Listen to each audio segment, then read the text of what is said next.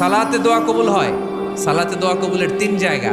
একটা হচ্ছে তাকবীরে তাহরিমার পরে আমরা সানা পড়ি না, আমরা তো একটা পড়ি, আল্লাহর হাবিব সুন্নাহ এবং নফল নামাজে আরো পড়তেন সানা, ওই দোয়া কবুল হয়। দুই নম্বর জায়গা সালাতে সেজদায় পড়ে দোয়া করলে কবুল হয়। আকরাবু মা ইয়াকুনুল আবদু মির রাব্বিহি ওয়া হুয়া সাজিদ ফাকসিরু ফীহি দুআ। বান্দা যখন সেজদায় লুটিয়ে পড়ে বান্দা আল্লাহর সবচেয়ে কাছে চলে যায়। তা কিন্তু বিশ্বনবী বলে সেজদাটা তোমার রবের কুদরতি পায়ের উপরে পড়েছে। সেজদায় পড়ে দোয়া করেন।